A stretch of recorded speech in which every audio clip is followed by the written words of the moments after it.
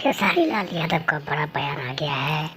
मालती चौहान के अंतिम विदाई, अंतिम संस्कार पर खेसारी लाल का टिप्पणी को एक बार जरूर देखिए। मुरली फिल्म्स भोजपुरी चैनल पर अगर आप लोग नए हैं दोस्तों, तो लाल बटन को दबाकर सब्सक्राइब कर लीजिए। ऑल नोटिफिकेशन का जो बेल होता है 1 2 3 सबसे ऊपर वाला ऑल लिखा रहता है ALL, उसको ऑन कर लीजिए। क्योंकि दोस्तों इस समय यूपी के सबसे बड़ा यूट्यूबर 7 मिलियन के आसपास का सब्सक्राइब रखने वाला विष्णु राज की पत्नी वाइफ यानी कि मालती चौहान के देहांत कल सुबह 10 बजे के आसपास हो गया था। पोस्टमार्टम के रिपोर्ट के हिसाब से अभी कुछ भी पुलिस का कोई रिप्लाई उनके घर पर नहीं आया, लेकिन उनके दाह संस्कार के लिए घाटों पर यानी कि उनके विदाई देने के लिए लाखों हजारों यूट्यूबर से लेकर के पब्लिक तक वहां पहुंच चुके हैं। लेकिन एक समस्या खड़ा हो गया वहां पर कि आखिर ये हुआ कैसे। जी हाँ दोस्तों, वीडियो को पूरा देखिए क्योंकि फुल वॉच करने में ही आपको समझ में आएगा। यहाँ पर बॉम्बे फिल्म सिटी यानी कि भोजपुरी इंडस्ट्रीज के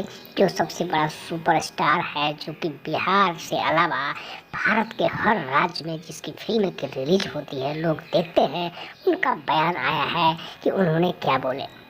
दोस्तों खेसारी लाल यादव का कहना है कि उससे किसी ने करवा दिया है, खुद नहीं हुआ है, उसको करवाया गया है।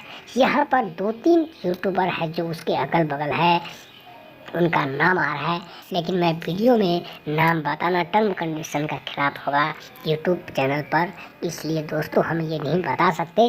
लेकिन शायद आप समझ गए होंगे कि मैं क्या बोल रहा हूँ। दोस्तों Murali films Bhojpuri channel current news के साथ इंटरटेनमेंट, फिल्म, मूवी और सारे रिलेटिव लाइफ से लेकर के आपको रिव्यू कराता है, तो दोस्तों शेयर करना ना भूलिए।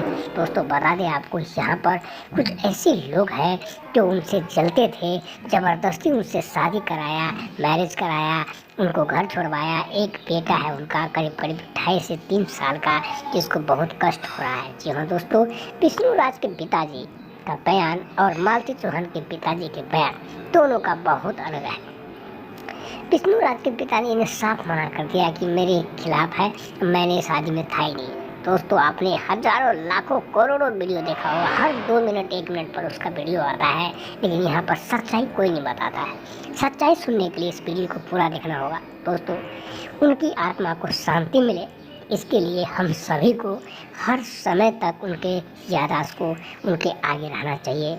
आखिर में ऐसा क्यों किया और क्यों हो गया।